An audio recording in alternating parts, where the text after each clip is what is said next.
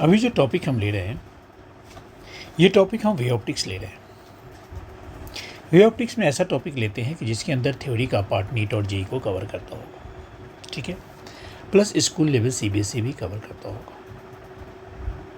Derivation हम ज़्यादा नहीं लेंगे। सबसे पहले इस चैप्टर का जो पार्ट होता है that is called wave front. That is called wave front. Wave front क्या होता है? वेव फ्रंट के बारे में इसको हम अगर डिफाइन करें तो हम बोलते हैं it is a continuous disturbance of light. It is continuous disturbance of light. Disturbance of light, continuous disturbance of light which are vibrating in same phase at locus, same phase at locus। यहाँ पे मैंने ये एक definition लिखा है, same phase eight locus, ठीक है, same phase eight locus. क्या मतलब है इस चीज़ों का? इसका मतलब यहाँ पे ये है कि मान लो कि एक सोर्स ऑफ लाइट है, यहाँ से लाइट निकलती है, तो लाइट निकलती है तो लाइट सभी डायरेक्शन में निकलती है। ये लाइट क्यों निकलती है, इसको वाइब्रेशन बोलो। और यहाँ पे एक सर्टेन डिस्टेंस के बाद, सर्टेन डिस्टेंस के बाद लाइट की जो वाइब्रेशन होती है, सर्टेन डिस्टेंस के बाद जो लाइट की वाइब्रेशन होती है, इसको हम फेज बोलते हैं। फेज बोलते हैं। फेज के टाइप्स की मैं बात करूं तो फेज के 3 टाइप्स होते हैं। टाइप्स के फेज होते हैं। फेज में पहला टाइप होता है स्फेरिकल वेव फ्रंट। कोई भी पहला दूसरा बोल सकते हो, spherical wave front. Spherical wave front, जैसे मैंने स्फेरिकल वेव फ्रंट कहा, तो स्फेरिकल वेव फ्रंट क्या होता है? 3D शेप का होगा। इसकी source of light point source of light होगी। क्या होगा? पॉइंट सोर्स ऑफ लाइट होगा। क्या होगा? पॉइंट सोर्स ऑफ लाइट होगा। स्फेरिकल वेव फ्रंट और क्या होगा? Point source of light. पहले ही टॉपिक हो गई, ये क्या होगा? पॉइंट सोर्स ऑफ लाइट होगा। दूसरा, इसकी जो शेप होगी वो स्फेरिकल 3D होगी। स्फेरिकल स्फीयर होगा शेप। जैसे फुटबॉल है तो फुटबॉल के सेंटर पे लाइट होती है। फुटबॉल के मान लो सेंटर पे बल्ब लगा हुआ है और फुटबॉल के सरफेस पे लाइट पहुंचती है। क्या? फुटबॉल के सरफेस पे लाइट पहुंचती है, तो ये शेप हुआ 3D शेप होगी। ठीक है, ये होता है। ये एक टाइप ऑफ फ्रंट। दूसरा टाइप, इसमें टाइप्स 2 लोगे तो होती है सिलेंड्रिकल वेव फ्रंट।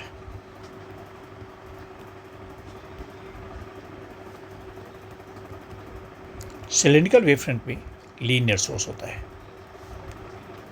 क्या होता है? लीनियर सोर्स होता है।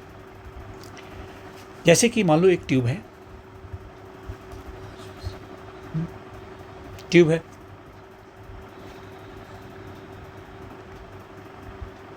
क्या है? ट्यूब है। तो एक मान लो कि हमने एक ट्यूब ले लिया, इससे लाइट निकल रही है सभी डायरेक्शन, ट्यूब से सभी डायरेक्शन में लाइट निकल रही है, और यहाँ पे ट्यूब एक सिलेंड्रिकल वेव फ्रंट जैसा बनाएगा।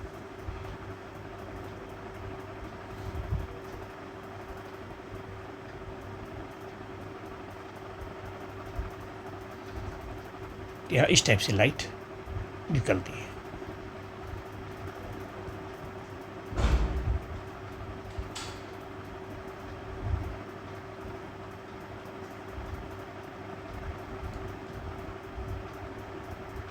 इस टाइप से लाइट हर एक पूरे पॉइंट में निकलेगी, समझे? ये होता है सिलेंड्रिकल वेव फ्रंट। तो source is cylinder, source is linear and shape is cylinder. Shape is cylinder. ठीक है, ये हो गया। थर्ड इज, इसी में थर्ड जो है, थर्ड होता है हमारे पास प्लेन वेव फ्रंट।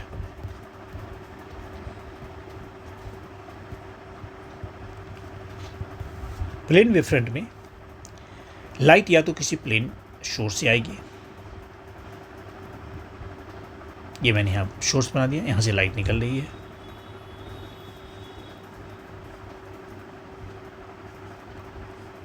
लाइट यहाँ ऐसे ऐसे निकल रही है, और इसके आगे भी एक दूसरा वेव फ्रंट बनेगा इस टाइप से।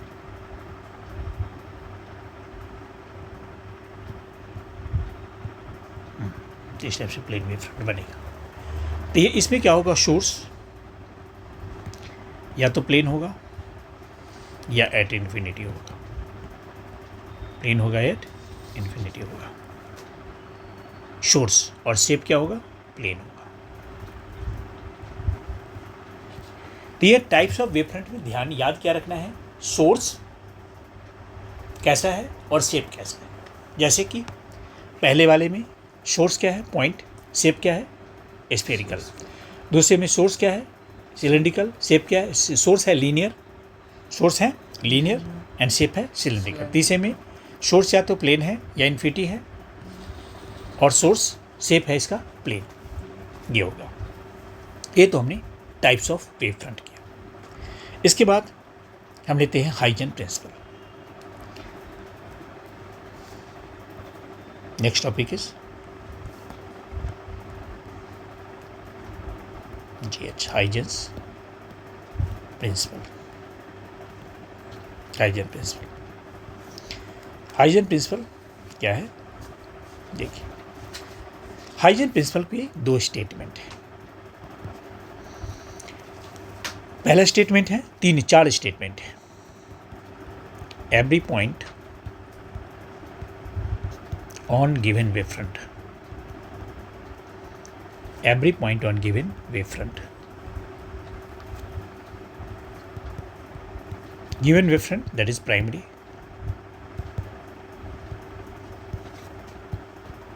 act as a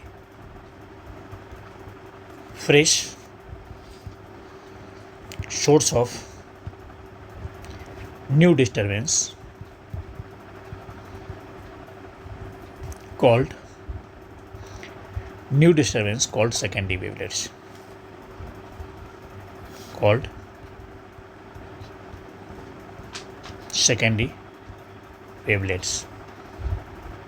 secondary wavelets, पहला है। दूसरा,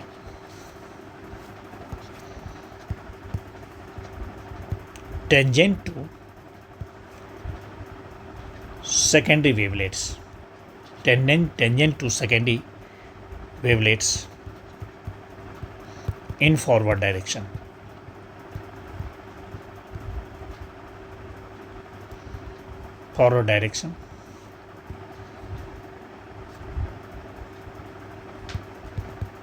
makes a new wave front,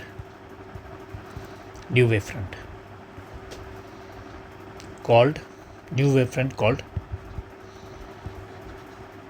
secondary wavelets, called secondary wave front, wavelet तो है ही, secondary wave front।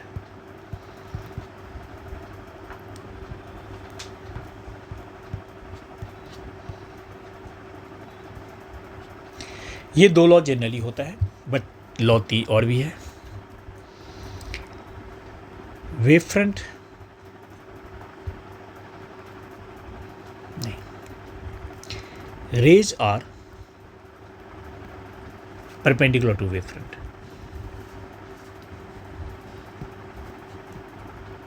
rays are perpendicular to wavefront. And fourth,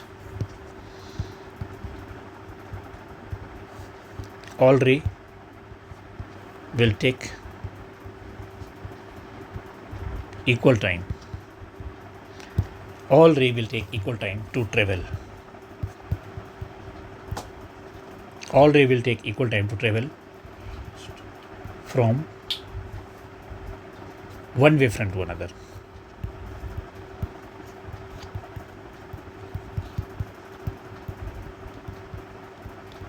देखो ये स्टेटमेंट है, मैं चारों कुछ समझाता हूँ, क्लियर है। मैं दोबारा बोलता हूँ।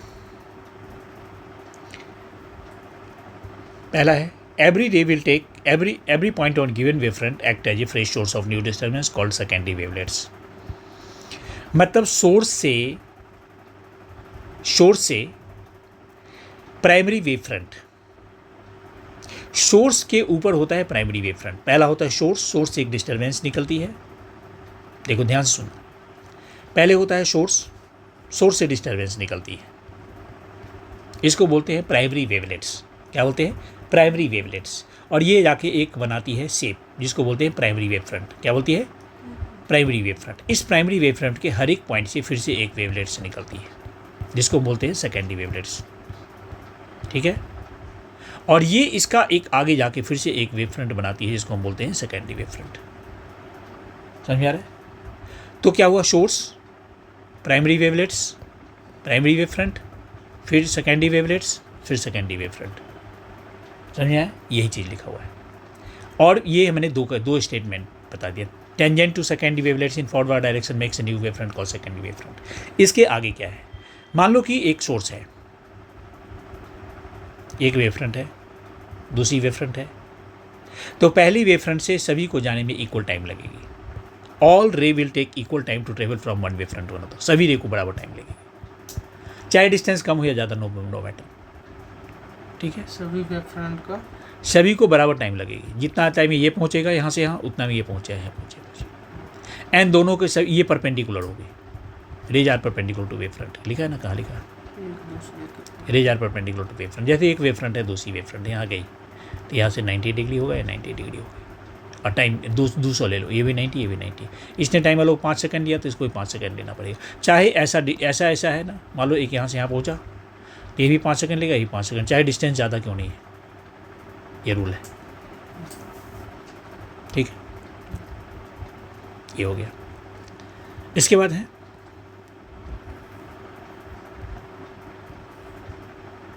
नेक्स्ट टॉपिक है coherent source of light.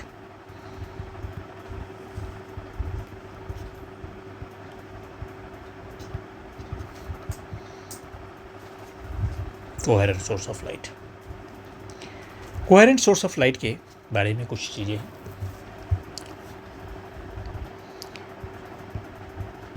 They should obtain from same source. Same source, बहुत सारे सोर्स है ना, उसकी सेम सिंगल सोर्स ही ऑब्टेन होगा। Second, rays of coherent sources are, या coherent sources, rays of coherent sources of are, coherent sources are monochromatic. Monochromatic का मतलब सेम वेवलेंथ, सेम फ्रीक्वेंसी, ये होना चाहिए। इवन सेम और कांस्टेंट फेज डिफरेंस, ये कंडीशन होना चाहिए। किसके? ये मैंने किसके कंडीशन उसमें बताए? कोहेरेंट सोर्स के। कोहेरेंट सोर्स के कंडीशन होगा तभी कोहेरेंट सोर्स होगा। ठीक है, ये होना चाहिए। क्या क्या मैंने बोल दिया? They should obtain from same source. Rays क्या है? Rays of coherent sources, rays of coherent sources, coherent sources are monochromatic. Monochromatic मतलब सेम वेवलेंथ, सेम फ्रीक्वेंसी, ये सब कंडीशन होना चाहिए। कोहेरेंट ऐसा होगा, अगर ये कंडीशन है तभी कोहेरेंट होगा। मतलब ज़्यादा समझना है तो ये समझ लो, यहाँ बल्ब है, यहाँ से बहुत सारी लाइट निकल रही है, बहुत सारी लाइट, सुबह लाइट। इसके आगे एक दीवार लगा दो, दीवार, इस दीवार में 2 छेद कर दो। अब यहाँ पे बहुत सारी चीज़ें निकल रही है। इस छेद से कुछ लाइट यहाँ से निकल रही है और इस छेद से ये दोनों लाइट निकल रही है। अब ये वाली लाइट जो है, इसकी लाइट की सोर्स को S1 ले लो, S2 ले लो, तो इसकी लाइट और इसकी लाइट कोहेरेंट हुई। क्या हुई? क्योंकि सेम सोर्स से ऑब्टेन हुआ, सेम फ्रीक्वेंसी, सेम वेवलेंथ, ऐसा होगा। तो ऐसी चीज़ होती है। अब आगे टॉपिक प्रूफ। जो हाइजन प्रिंसिपल का यूज करके लॉज ऑफ रिफ्लेक्शन का प्रूफ करते हैं, मतलब आई इक्वल टू आर करते हैं, प्रूफ करते हैं, और लॉज ऑफ रिफ्लेक्शन जो स्नेल्स लॉ है उसका भी प्रूफ यहीं करते हैं। Sine i by sine r equal to mu two by mu one, ये भी करते हैं, उसी को प्रूफ करते हैं। अब आ जाओ इंटरफेरेंस।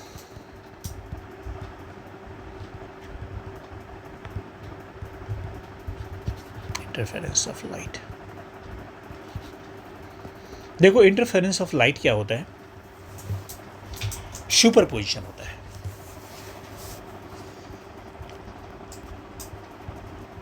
क्या होता है?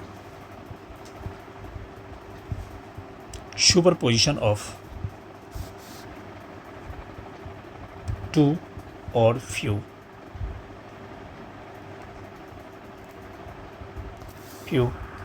Coherent source of light.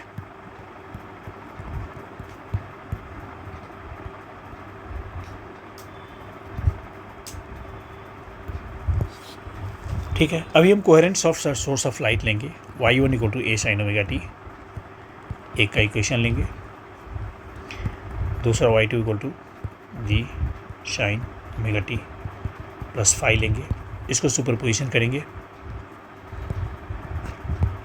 By superposition करेंगे, इसमें y equal to Y N plus Y two करेंगे,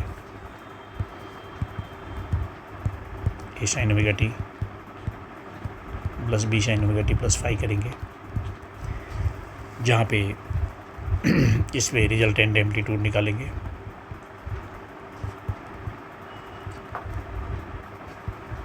जो R equal to A square plus B square plus to A B cos phi होगा, and tan theta equal to B sine phi by A plus B cos phi करेंगे। ठीक है, अभी एक बार क्या करना है कि अभी जो मैंने कराया है एक बार पूरा देखो इसको। जो मैंने लिखा है y equal to A sine omega t, एक का वेव लिखा है, और y2 equal to B sine omega t plus phi लिखा है। इससे क्या क्या चीज़ें होगी देखो। इसके आगे का टॉपिक जो इंटरफेरेंस में होता है वो YDSE होता है, नहीं, जिसको इंटरफेरेंस बोलते हैं। YDSE का मतलब है young double slit experiment. Young double slit experiment होता है, यंग डबल स्लिट एक्सपेरिमेंट।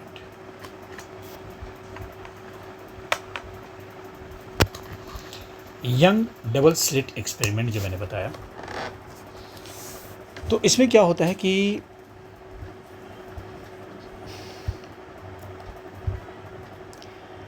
यहाँ देखो एक ओरिजिनल सोर्स ऑफ लाइट होता है, जैसे कि मैंने बताया सोर्स ऑफ लाइट है। यहाँ से लाइट ऐसे से निकल रही है, वेव निकल रही, ठीक है।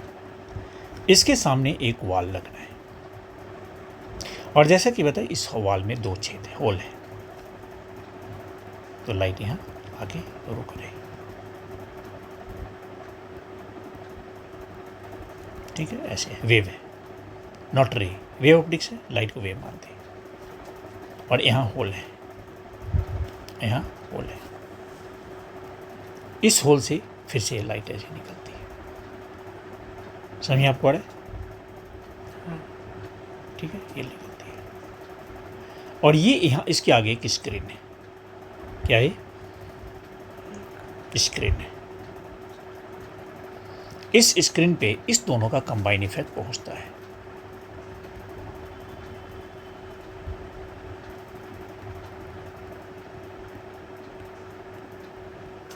ठीक है। यहाँ से कलर मान लो बदल देते हैं,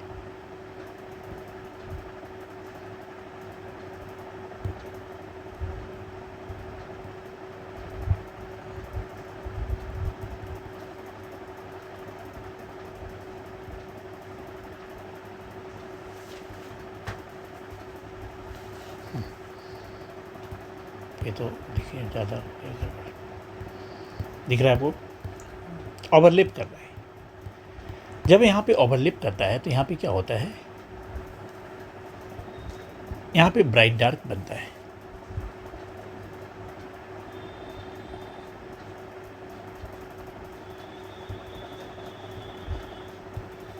इंटरफेरेंस में सुपरपोजिशन होता है ना, तो एक में क्या होता है कि यहाँ पे bright bright bright bright bright और बीच में है मान लो डार्क बनने की। क्या बन गया, मैं कोई डार्क कलर ले लेता हूँ। ये तो डार्क है ही, क्या फर्क पड़ेगा, ये डार्क नहीं, ये डार्क बन गया। समझ आप पा रहे? तो यहाँ पे bright dark bright dark bright dark alternate बनता है, ब्राइट डार्क, ये ब्राइट डार्क कर दिया। ठीक है, अब यहाँ पे समझना क्या है, इसकी जो इक्वेशन था जिसको मैंने y1 माना था, इसकी इक्वेशन को मैंने y2 माना था, जिसको मैंने a sin ओमेगा t लिखा था, और इसकी इक्वेशन को b sin omega t plus 5 माना था। ठीक है, इसकी इंटेंसिटी I1 है, इसकी इंटेंसिटी I2 है, इसकी एम्पलीट्यूड AB है और इसकी विड्थ W1 है, W2 है विड्थ। तो यहाँ पे क्या क्या चीज़ें हो सकती है, intensity is proportional to square of amplitude formula होता है। ठीक है, क्या क्या फार्मूला तुम्हें जो यूज हो सकते हैं यहाँ पे, ठीक है, फार्मूला क्या क्या यूज हो सकते हैं, फार्मूला क्या एम्पलीट्यूड स्क्वायर। हाँ, एक फार्मूला यूज हो सकता है कि इंटेंसिटी I1 I2 जो है W1 W2 के इक्वल होता है, ये एम्पलीट्यूड के स्क्वायर के प्रोपोर्शनल होता है। एक ये फार्मूला बन गया। ठीक है, दूसरा फार्मूला अभी जो हमने R इक्वल टू लिखा है, R square A square plus B square plus 2AB cos phi लिखा है। यहाँ पे रिजल्टेंट इंटेंसिटी I है, वो I1 plus I2 plus 2 root under I1 I2, इस पर न्यूमेरिकल बनते हैं, cos फाई हो सकता है, होता है। ठीक है, इसमें भी I मैक्स अगर लोगे तो इसको cos फाई की मैक्सिमम वैल्यू कितनी करनी है, 1 करनी है, तो ये हो जाएगा root under I1 plus root under I2 का होल स्क्वायर। ठीक है, I मिनिमम कितना होगा, intensity minimum root under I1 minus I2 का होल स्क्वायर होता है। ठीक है, और I मैक्स जो है R मैक्स के प्रोपोर्शनल होता है, I मिनिमम R मिनिमम के प्रोपोर्शनल होता है। R मिनिमम क्या है, यहाँ से देखो, तुम अगर इसी में ये छोड़ो, इसी में अगर R मिनिमम निकालोगे तो पता है क्या आएगा, A प्लस बी का A प्लस बी आ जाएगा maximum, sorry A plus B आ जाएगा, मिनिमम A माइनस मैक्स करो, मिनिमम A माइनस बी आ जाएगा। तो उसके हिसाब से भी I max by I minimum A plus B का whole square by A minus B का होल स्क्वायर भी हो जाएगा। समझ आ रहा है, ये भी हो जाएगा फॉर्मूला, जिसे फॉर्मूले हैं जिस पे बेस न्यूमेरिकल होती है। थोड़ा और आगे बढ़ते हैं, एंगल के बारे में सोचते हैं, फेज के बारे में। तो मैंने जो फाई बोला ना, फाई मैंने कहा cos फाई की मैक्सिमम वैल्यू 1 होती है। कब होती है, फाई कितना होता है तो 1 होता है, 90 जीरो पे भी 1 जीरो तो 0 2 पाई 4 पाई 6 पाई ऐसे चलता है, मतलब फाई की वैल्यू 2n पाई पे होता है। ठीक है, ये 1 के लिए होता है, मैक्स के लिए होता है। मिनिमम के लिए cos फाई कितना होता है, 90 -1 कब होता है, जब फाई पाई होता है, 3 पाई होता है, पाई होता है, 7 पाई ऐसे चलता है। ये कब कैसे सॉल्व होगा इसको, फाई इक्वल टू 2n, देखो आप माइनस प्लस कुछ भी कर सकते हैं, तो 1 में लेते हैं तो माइनस पाई बाई 2, नहीं ये नहीं होता है, माइनस हम कर रहे हैं, कहाँ गया बटन, 2n माइनस 1 पाई करके होता है। ठीक है, ये भी होता है, n की वैल्यू 1 पुट करोगे पाई आ जाएगा, 2 पुट करोगे ऐसे आ जाएगा, ये भी होता है। उसी के बाद एक टर्म आता है जिसको हम बोलते हैं पाथ डिफरेंस। क्या बोलते हैं? Path difference. 2 पाई जब एंगल होता है ना, पाथ डिफरेंस लेमडा चलता है। ये पिछले क्लास से है। पिछले क्लास में मैंने बताया था कि अगर ये कितना डिस्टेंस हुआ लेमडा, एंगल कितना हुआ 2 पाई, इसके हिसाब से सोचो। तो 1 एंगल के लिए 1 रेडियन के लिए लेमडा बाई 2 पाई चलेगा, और 5 एंगल के लिए कितना चलेगा? Lambda by 2 pi into 5। ये हो जाएगा पाथ डिफरेंस का फॉर्मूला।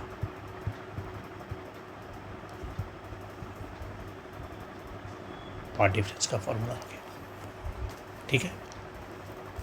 पाथ डिफरेंस का फॉर्मूला हो गया। अब इसमें फॉर मैक्सिमम, तो मैक्सिमम के लिए पाथ डिफरेंस कितना निकलेगा? 5 लेमडा बाई 2 पाई, और 5 की वैल्यू मैक्सिमम बोल दी कितना था? 2n+1 नहीं, 2n पाई था।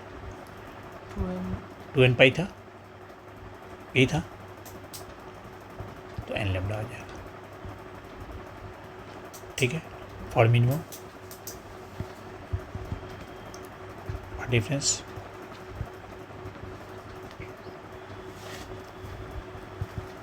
Lambda by 2 pi into 5, lambda by 2 pi 5, 2n-1 pi,